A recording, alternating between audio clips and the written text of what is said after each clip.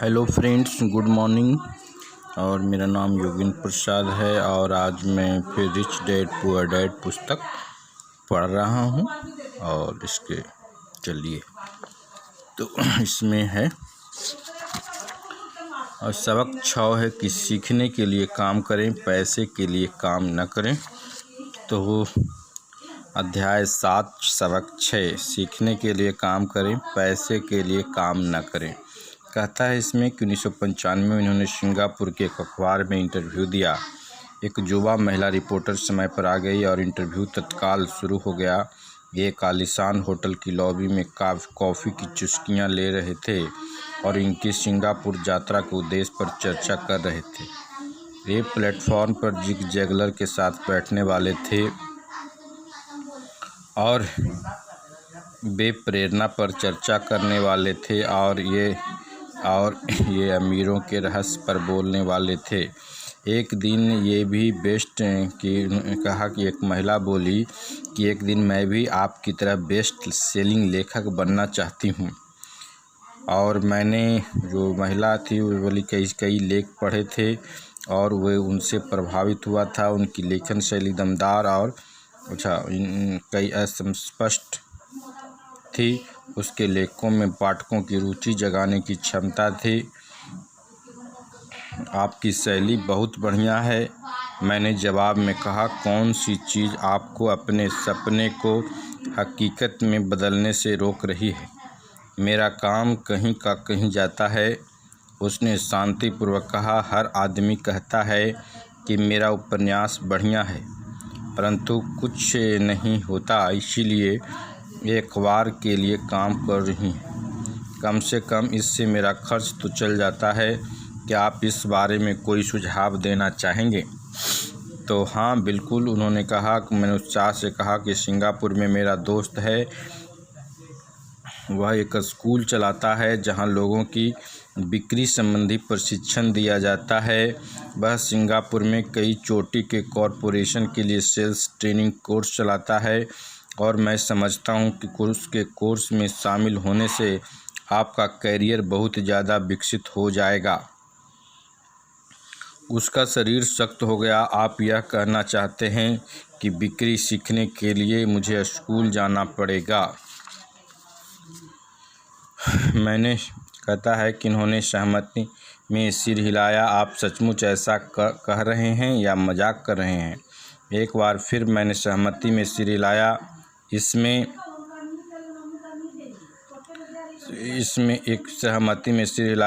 गलत ही क्या है? मैं अब अपने शब्द वापस लेना चाहता था। उसे मेरी किसी बात से बुरा लग गया था और अब मैं सोच रहा था कि कितना अच्छा होता अगर मैंने उसे कुछ भी सुझाव नहीं दिया होता। उसकी मदद करने की कोशिश में अब मैं खुद के सुझाव की रक्षा करता नज़र आ रहा था। मेरे पास अंग्रेजी साहित्य में मास्टर डिग्री है। जैसे लोगों को लगता है कि भाई मेरे पास तो ये डिग्री है, मेरे पास अंग्रेजी साहित्य में मास्टर डिग्री है। मैं सेल्समैन बनना सीखने के लिए स्कूल क्यों जाऊं? मैं सेल्समैन बनने सीखने के लिए स्कूल क्यों जाऊं? मैं एक प्रोफेशनल हूं और मैं एक प्रोफेशन में प्रशिक्षित होने के लिए स्कूल गई थी ताकि मुझे सेल्समैन ना बनना पड़े। मैं सेल्समैनों से नफ़रत करती हूँ, उन्हें केवल पैसा चाहिए होता है। तो आप मुझे बताएं कि मैं सेल्स का अध्ययन क्यों करूं? वह अपनी ब्रीफकेस ताकत से बंद कर रही थी और इंटरव्यू ख़त्म हो गया था। कॉफ़ी टेबल पर मेरी एक बेस्ट सेलिंग पुस्तक रखी थी।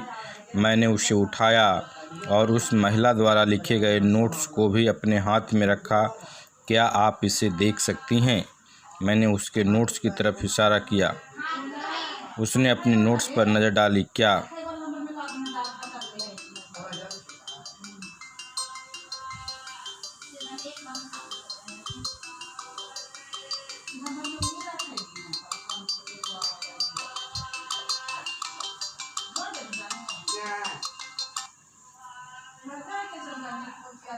हेलो,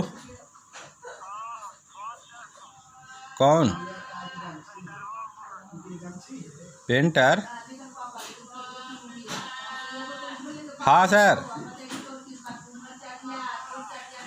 हेलो, हाँ बाबूजी, प्रणाम बाबूजी।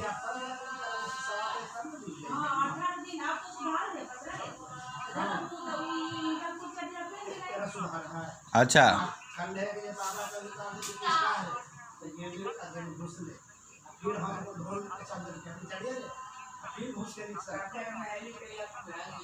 हाँ।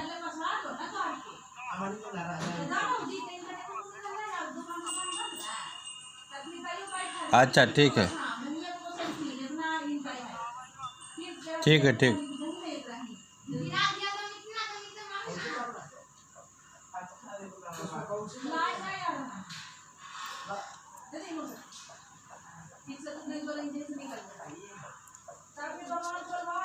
तो इन सहमति में सिर हिलाया। आप सचमुच ऐसा कह रहे हैं अथी?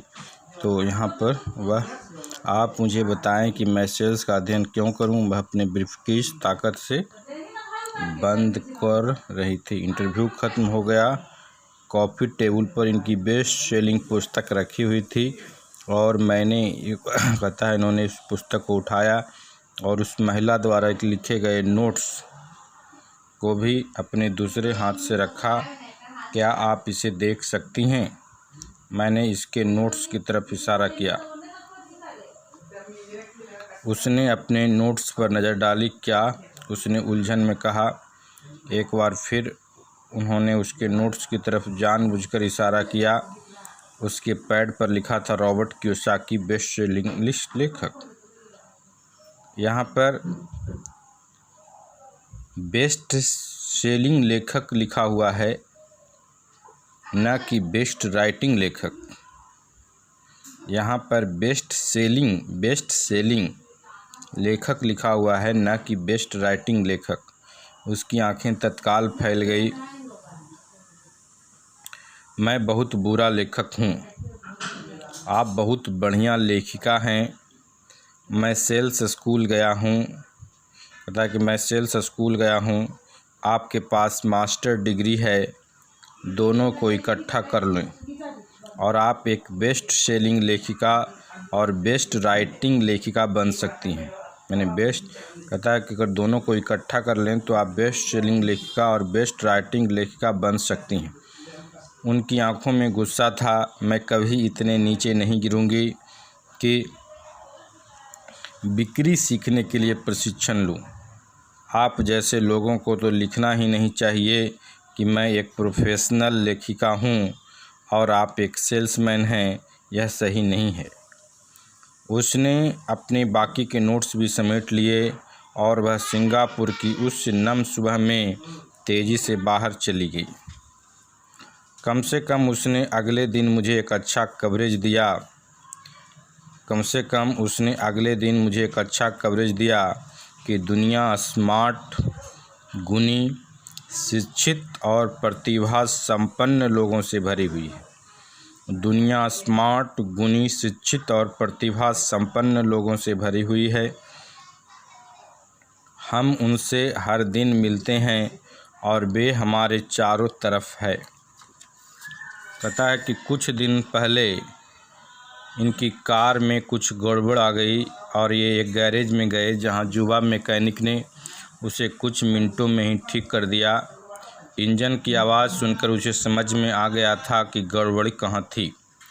ये हैरान थे। दुखद सच यह है कि प्रतिभा ही पर्याप्त नहीं होती है। दुखद सच यह है कि यह प्रतिभा ही पर्याप्त नहीं होती और इन्हें लगातार यह देखकर झटका लगता है कि प्रतिभा संपन्न लोग इन्हें लगातार यह देखकर झटका लगता है कि प्रतिभा संपन्न लोग कितना कम कमा पाते हैं। मैंने अभी हाल में ही सुना है कि 5% से भी कम अमेरिकी एक साल में $1,00,000 से ज़्यादा कमा पाते हैं। मैं ऐसे प्रतिभाशाली और उच्च शिक्षित लोगों से मिला हूं जो एक साल में $20,000 से भी कम कमा पाते हैं। मेडिकल व्यवसाय में विशेषज्ञता रखने वाले एक व्यावसायिक सलाहकार इन्हें बता रहे थे कि कितने डॉक्टर, दंत चिकित्सक और दूसरे लोग पैसे की समस्या से जूझ रहे हैं। मेडिकल व्यवसाय में विशेषज्ञता रखने वाले एक व्यावसायिक सलाहकार इन्हें बता रहे थे कि कितने डॉक्टर, दंत चिकित्सक और दूसरे लोग पैसे की समस्या से जूझ रहे हैं। और मेरी सोच यह थी कि एक बार डॉक्टर बनने के बाद तो पैसा उनके घर बरसने लगता होगा। इस व्यावसायिक कलाकार ने मुझे एक बढ़िया जवाब दिया कि बेबाहरी दौलत से सिर्फ एक दक्षता दूर है। बेबाहरी दौलत से सिर्फ एक दक्षता दूर है। इस वाक्य का यह मतलब है कि ज़्यादातर लोगों को केवल एक और एक दक्षता इस वाक्य का मतलब यह है कि ज़्यादातर लोगों को केवल एक और एक दक्षता सीखने की ज़रूरत होती है और इसके बाद उनकी आमदनी अपने आप बहुत ज़्यादा बढ़ जाएंगी। कहता है कि ये पहले भी बता चुके हैं कि फाइनेंशियल बुद्धि अकाउंटिंग, निवेश, मार्केटिंग और कानून का समन्वय है। इन चार तकनीकी दक्षताओं को मिला दें तो पैसे से पैसा बनाना ज़्यादा आसान हो जाएगा। जब पैसे की बात आती है तो ज़्यादातर लोगों में केवल ज़्यादा कड़ी मेहनत करने की दक्षता होती है।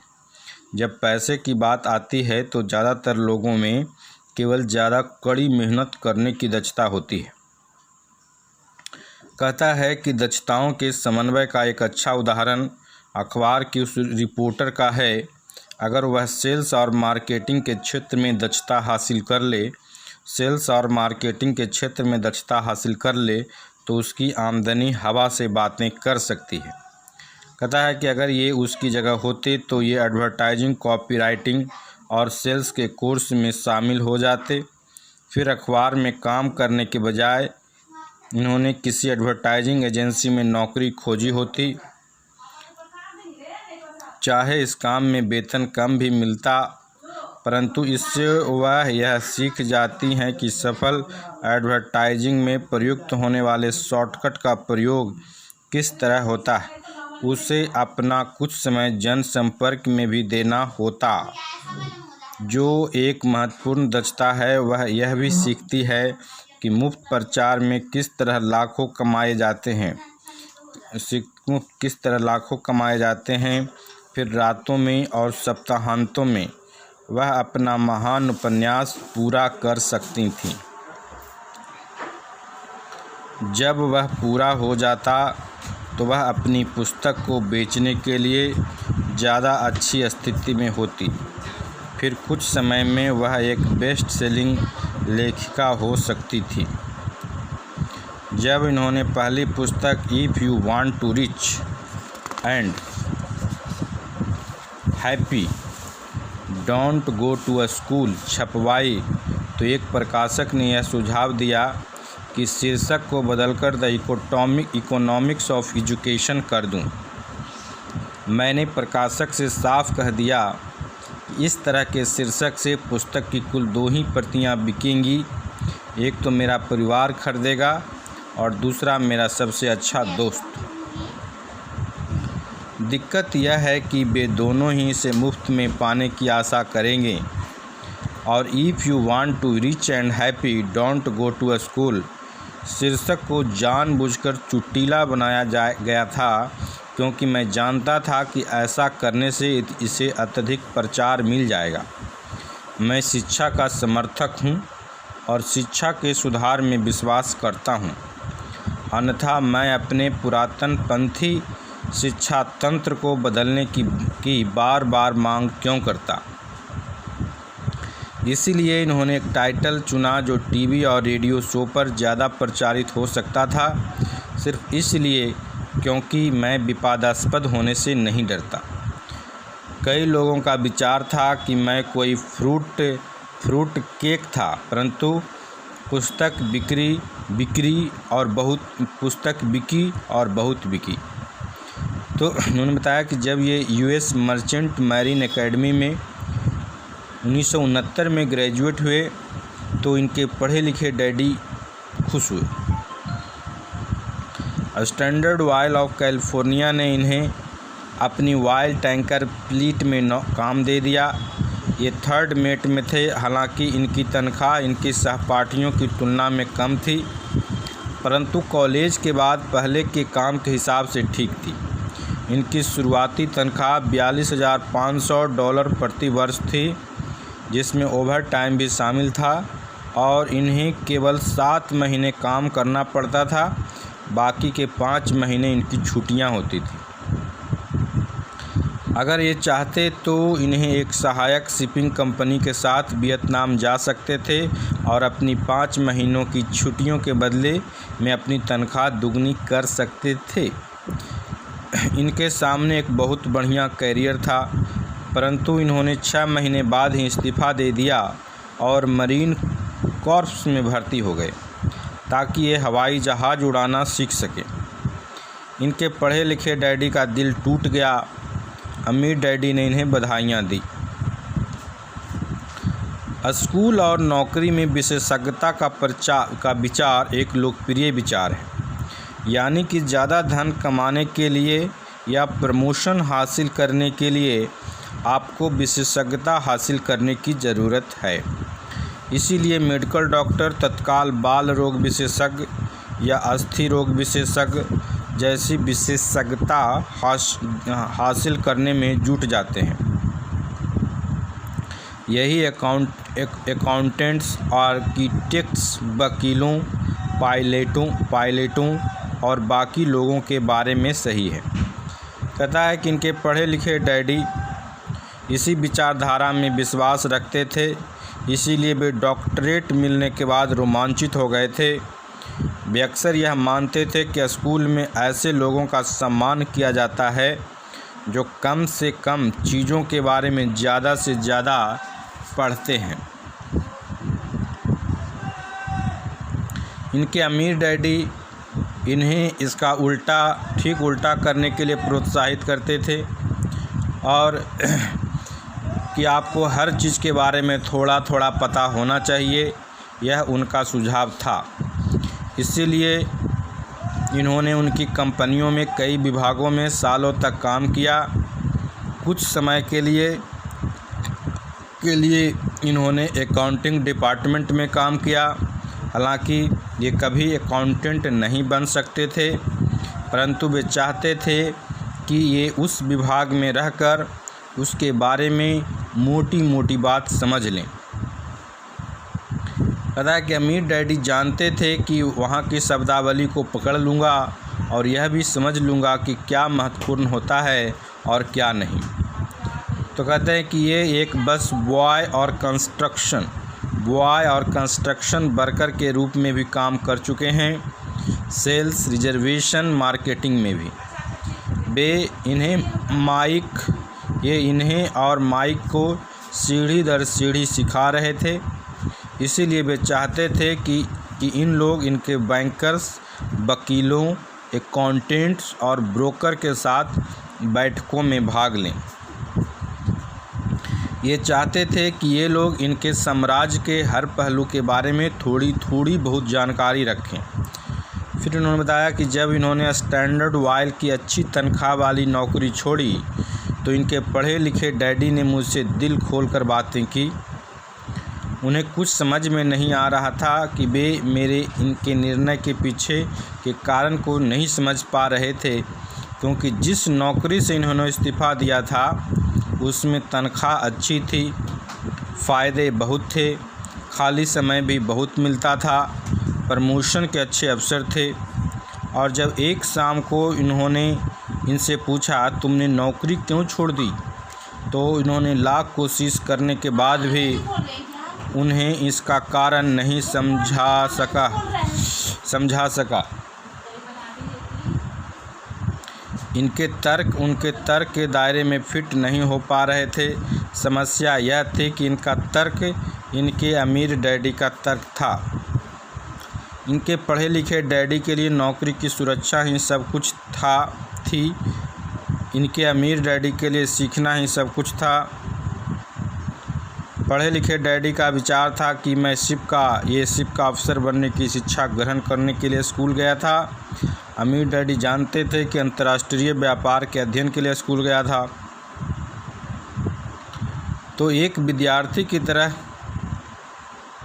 सुदूर पूर्व और साउथ पैसिफिक जाने वाले जहाज़ों पर, बड़े फ्रेटर्स पर, ऑयल टैंकरों और यात्री जहाज़ों पर काम करता रहा। अमीर डैडी इस बात पर जोर देते थे कि ये यूरोप की तरफ जाने वाले जहाज़ों के बजाय प्रशांत महासागर पर अपना ध्यान केंद्रित करें, क्योंकि भविष्य के देश एशिया में हैं, यूरोप में नहीं। जबकि इनके ज़्यादातर सहपाठी, जिनमें माइक भी शामिल था, अपने घरों पर पार्टी मौज मस्ती करते थे, तब ये Japan, Taiwan, Thailand, Singapore, Hong Kong, Vietnam, Korea,